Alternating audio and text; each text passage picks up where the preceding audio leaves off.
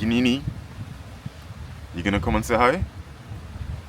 Come here, come say hi. You got it. You silly.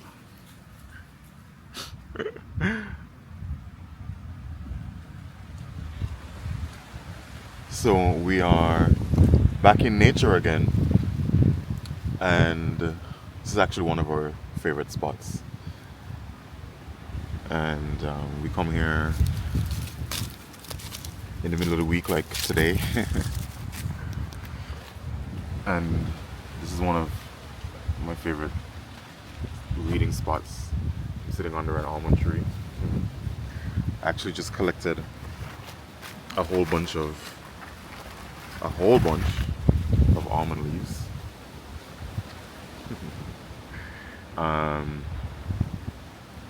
I'll maybe share what I'm gonna do with these in another video.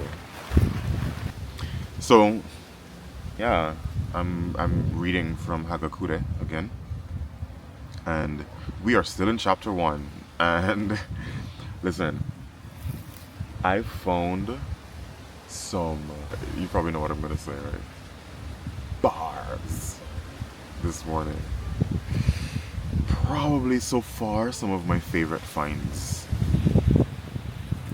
And what I did something a little bit different.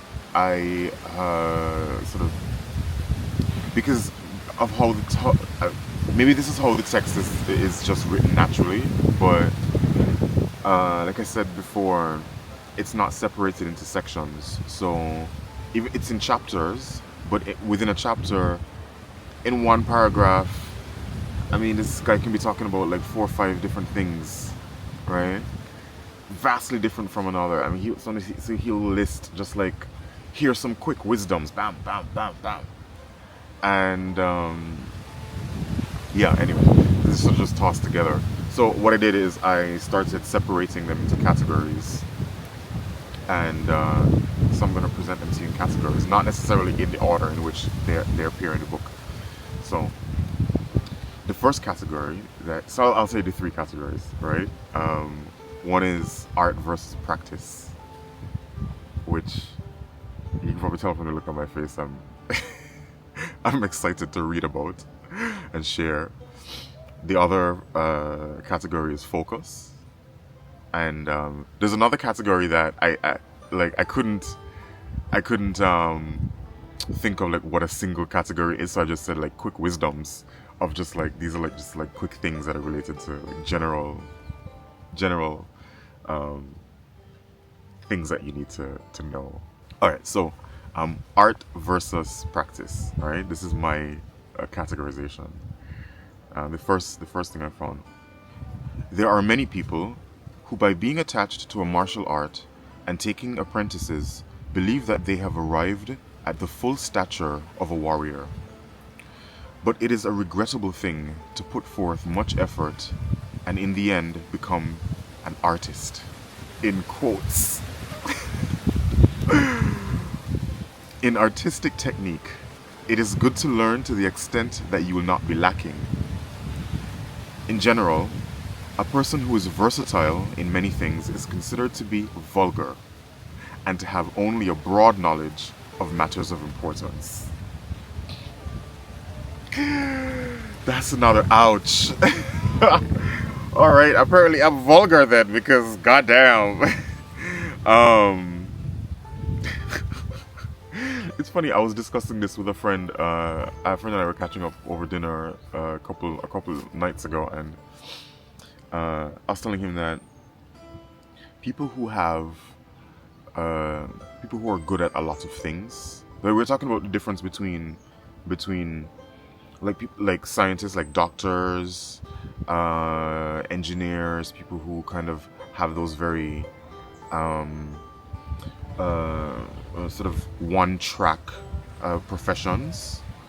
Even though you might have different like subdivisions, like you study medicine because you're going to be in health, and you sort of go that way, and most likely you're going to be a doctor. You study architecture because most likely you're going to be an architect, you know. Whereas with art, I mean, it's so broadly applicable. And very often, people who are attracted to the arts tend to be people who are good at many different things.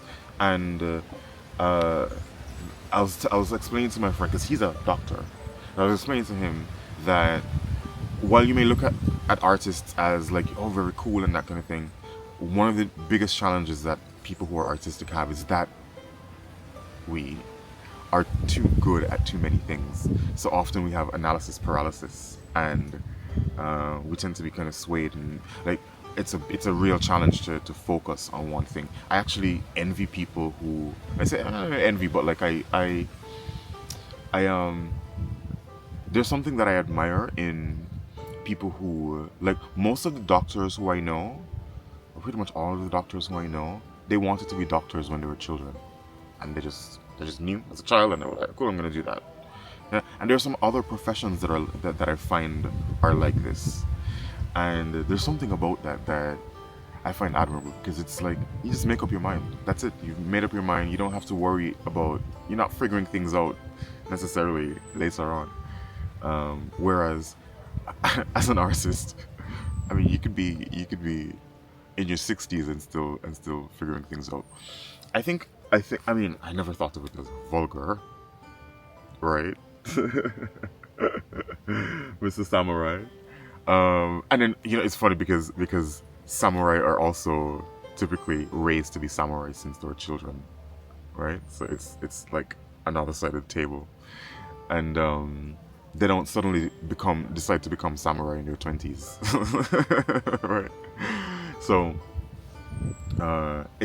it's meeting these two different perspectives, as if like we're sitting on opposite sides of a table, and playing chess, black and white, and going, here's how I do it, and here's how I do it. I think both are valid, actually, but yeah, I can see the admirable qualities in mastery of like a single thing, for sure. And I think that's where he's coming from. There's another passage that I highlighted under art versus practice. It's a little bit funny, but uh, in China there was once a man who liked pictures of dragons, and his clothing and furnitures were all designed accordingly. His deep affection for dragons was once brought to the attention of the dragon god, and one day a real dragon appeared before his window. It is said that he died of fright. He was probably a man who always spoke big words but acted differently when facing the real thing.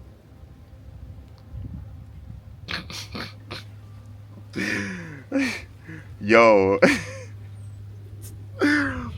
yo, yo, Yamamoto,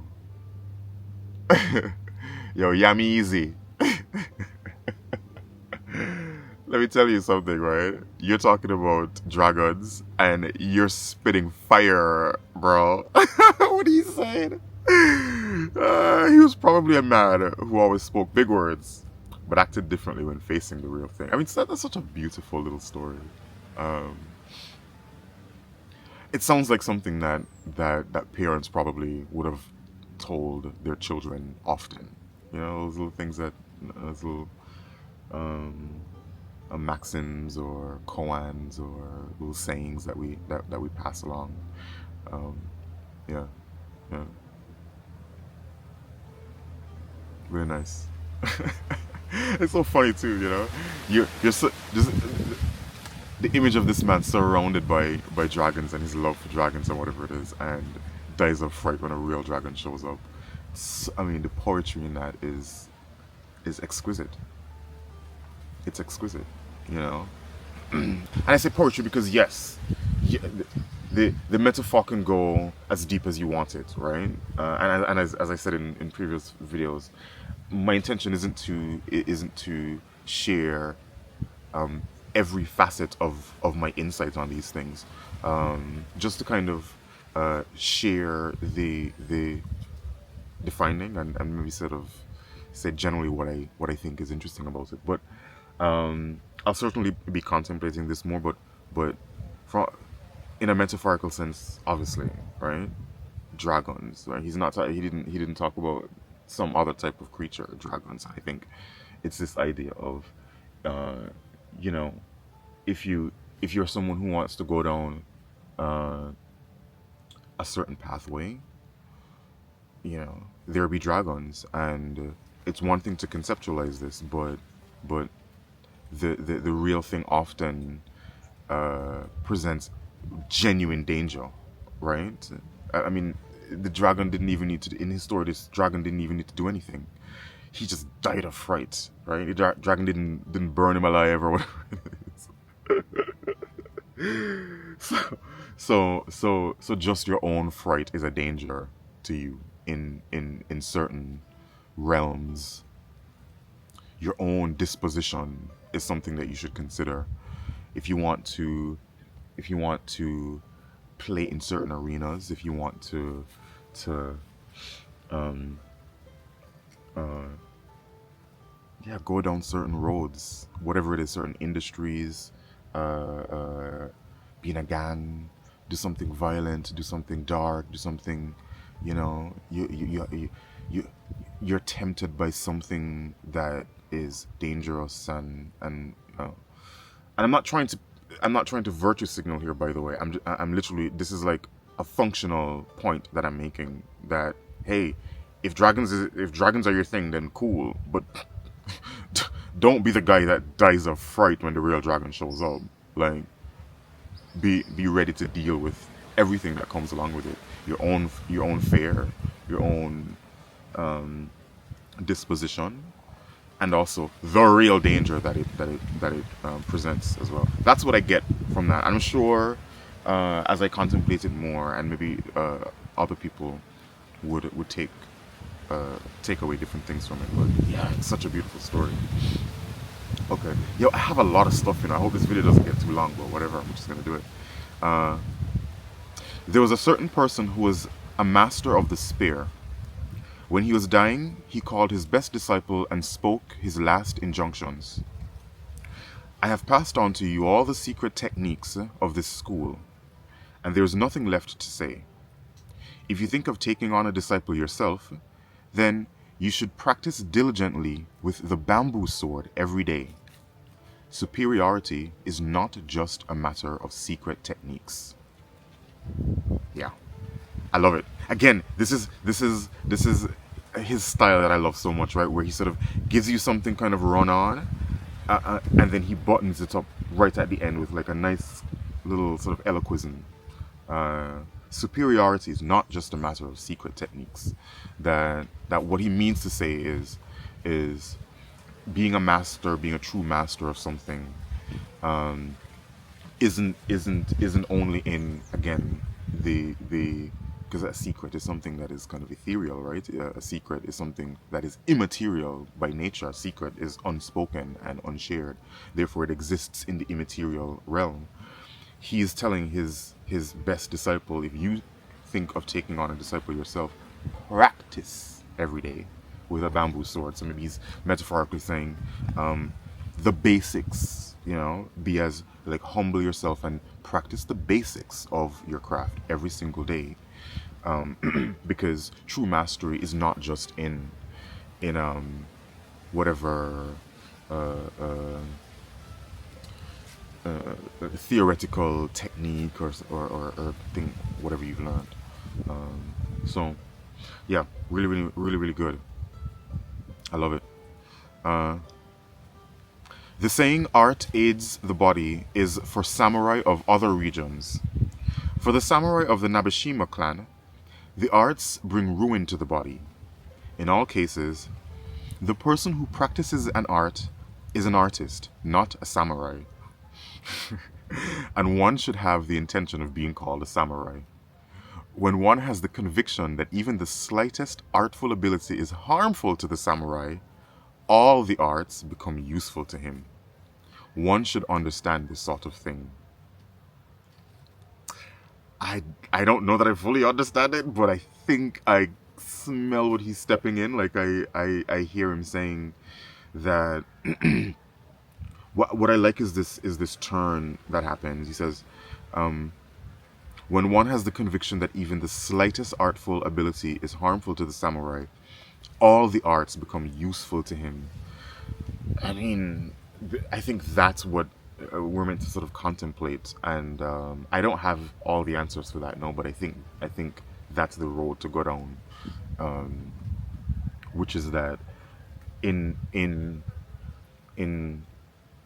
refusing to be an artist, whatever he defines as an artist, because he sort of defines an artist as sort of loosely someone who is a, I think he's looking at an artist as someone who's a collector of knowledge and technique, and his the distinction between that and a samurai is that a samurai is more about practice. It seems like, generally speaking, that's what he's kind of saying. He says, one when one has a conviction that even the slightest artful ability is harmful to the samurai, all the arts become useful to him. It reminds me of like the biblical wisdoms. Like, one of the sayings that Christ has is that he says, to him that has all will be given, and to him that has not, even the little that he has will be taken away. So it's that kind of, again, Christ was this, loved this type of sort of circular, kind of playful type of thing. By not doing the thing, you get the thing, sort of thing. So it reminds me of that in practicing more, you will ultimately acquire art anyway. It seems something like that. Okay, so the next section that I sort of pulled out was about focus. First one is, also, in the instructions of a Renga teacher, it was said that the day before the poetry meeting, one should calm his mind and look at a collection of poems. This is concentration on one affair. All professions should be done with concentration. Right. So we kind of talked as well about this too in the previous videos. Like, there is this very common thread of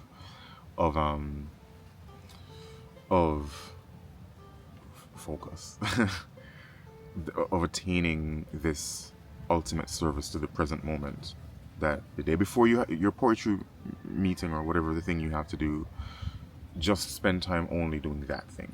Just do that. Just calm your mind and just spend time in that space. And I actually have found myself intuitively doing this too. Like, for instance, I often do this when I'm before I go on set, before I have to like direct something or shoot something. I will just spend a lot of time looking at things I like, looking at things that inspire me, not necessarily related to to the project or whatever, but just things that, things that that remind me of why I like doing what I do anyway, and it's a great way of like priming yourself and things. But yeah, it's also about focus. You will be tripped up by people when your resolution is lax. Moreover, if at a meeting you are distracted while another person is speaking, by your carelessness you may think that he is of your opinion, and you will follow along saying, of course, even though he is saying something that is contrary to your own feelings. And others will think that you are in agreement with him. Because of this, you should never be distracted, even for an instant, when meeting with others. I mean, that's pretty straightforward, right? So, again, focus. When you're listening to a story or being spoken to, you should be mindful not to be tripped up. And if there is something that you do not agree with, to speak your mind, to show your opponent his error, and to grapple with the situation. Even in unimportant affairs, mistakes come from little things. One should be mindful of this.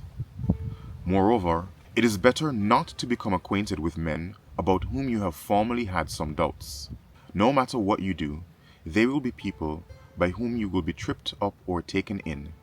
To be certain of this fact, you must have much experience. I think this is probably one of my favorite little findings so far in this book, because I resonate with it so much. It's this validation of the intuitive, right? He says, don't become acquainted with people that you've previously had doubts about, because it'll always end up you'll always be tripped up, whatever that means, right? It'll always kind of go askew. Uh, and then he says, to be certain of this fact, you must have much experience. And I agree with that. It is through experience that I myself have learned this, that every single person who I've sort of eventually gone, this it's better that we would not be acquainted, because it always goes this way. When I examine it, I go, I've always had that doubt. It's never been a surprise, ever. I've never been surprised about somebody. So yeah. So the last section is the little quick wisdoms.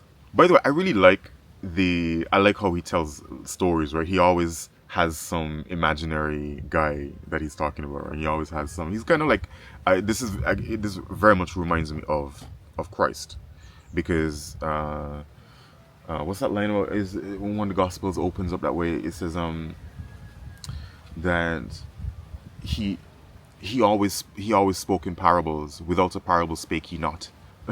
That he never said anything without a parable, and it's true. As you go through, he's like, yo, this man love a story. Everything is a story. And I like that about my boy Yamamoto too. Alright, so here's some quick wisdoms.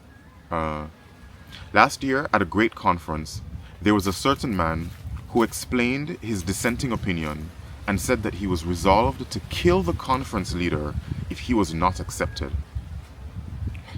His motion was passed. After the procedures were over, the man said, their assent came quickly. I think that they are too weak and unreliable to be counselors to the master. I really like that, because it's actually something I wanted to do another video about, and I probably still will do this too. But it's a kind of a just like this. I guess it's a trick, or it's just a test that I've learned how to do over the years, which is I like to disappoint people that I am just becoming acquainted with. Like if it's someone who I'm about to work with, maybe, or someone who wants to partner with me on something, or someone who is, I don't know, trying to get to know me for some reason, whatever it is. I often, at some point in the early stages of the acquaintanceship, I like to say no to something that they ask me to do, right? Maybe it's something simple, maybe it's something big, whatever it is. If it's something that I can reasonably do, but choose not to do, and maybe like it's especially good if I know that saying no is going to disappoint them. They're gonna be disappointed if I say no. When I'm presented with that opportunity in an early acquaintanceship, I always go, yeah, I'm gonna say no. Even if I may be inclined to say yes, I'll go, say no. Say no. And here's why. Because I found that one of to me the best tests of someone's character is how they respond to disappointment and being told no for something that maybe can reasonably happen. And if they're told no, and it's simply no, it's just no, I'm not going to do it. And without too much reasoning and coddling and cooing and things, just no, I'm not going to do that. No. Seeing their reaction and how they deal with that situation, to me, is priceless. Because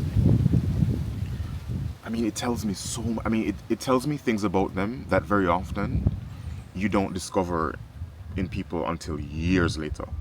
That maybe that person is vindictive or spiteful or that they get bitter, or that they tend towards pity, or that they like to guilt someone, or that they like to gaslight people, or they may be petty or whatever it is, you know, or they may be argumentative. You know, there are people, right? There are people who genuinely have like a violent reaction to being told no. Like when people are told, when it's not common, but I've encountered it. When they're told no, they immediately go into like a fight mode, and they want to latch back and attack, and I go, oh, that's interesting. I'm so glad I know this. No, because no, I know. You know, not to go any further with you, because yeah, someone who can't be reasonably told no is yeah. Anyway, uh, these are meant to these are meant to be quick wisdoms, and I'm lengthening the study of it. Okay, here's another one.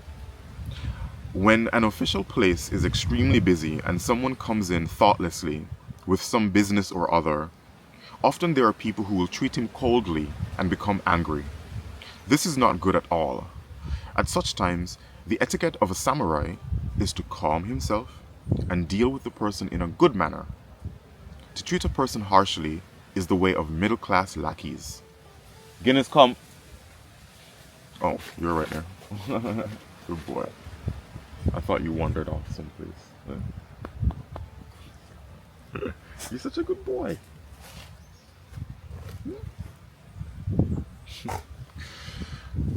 Yeah. So I love this one. That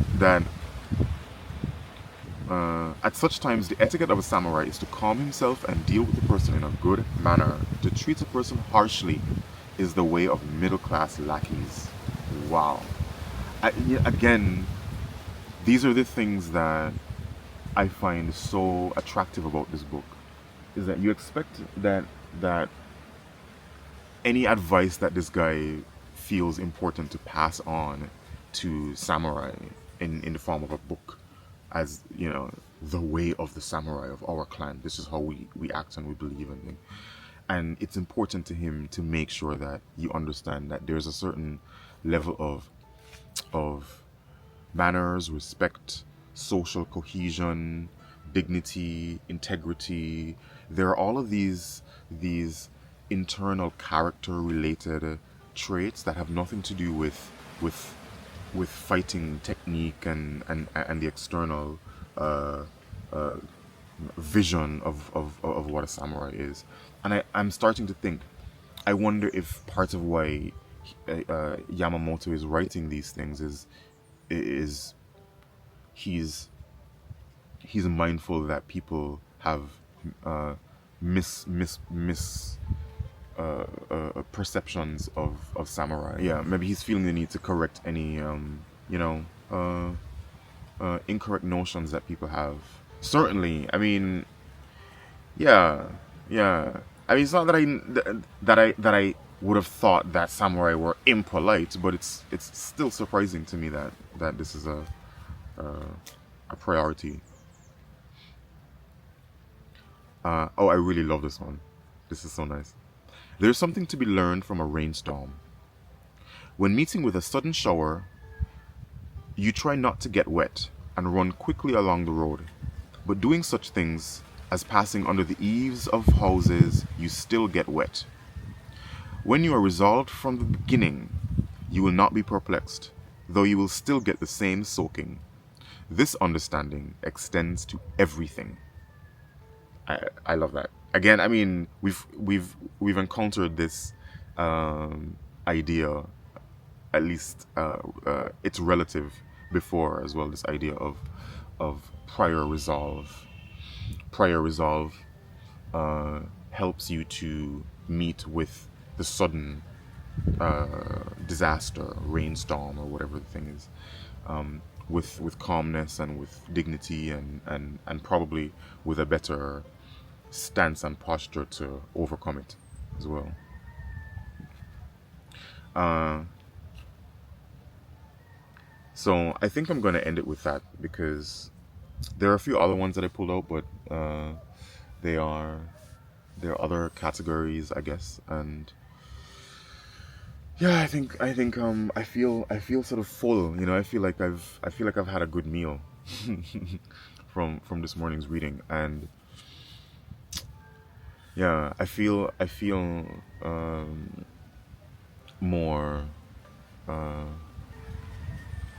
more call to contemplate. Like this is I think the benefit of doing these videos too is that I don't go through the book too quickly, that I'm forced to read things multiple times because I'm gonna have to go and edit this, and I'm gonna have to absorb it again in a different way, and I like that. To me, my big takeaway I think is this whole artist thing. Yeah, it's it,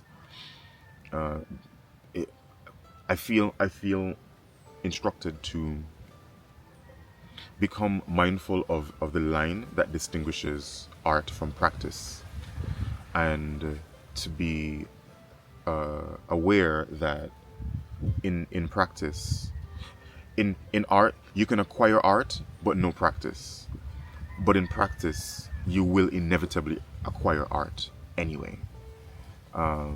So to give more priority to practice. Uh, so that's that for me. And Guinea, who's been waiting patiently, we're gonna take a stroll back home and get on with the rest of our day. Thank you so much for watching and for being part of this channel and for uh, participating and sharing in this collective interest. I think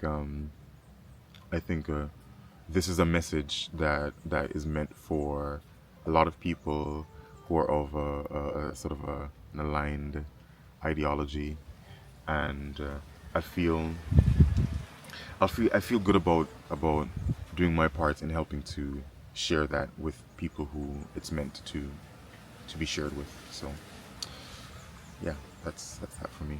And yeah, thank you. And as usual, comment. Like, what's a line that sticks out for you? Just drop that in the comments for me, because I would love to know what resonates, and if what resonates for me is the same thing that resonates for other people. Maybe there will be things that resonate for you that I didn't even think about. Maybe there's an interpretation that you have of something that I read that I completely missed. I would love to see that. So if you have that, share it. Let me know. And Guinea and I will see you in the next reading. Till then, peace and blessings.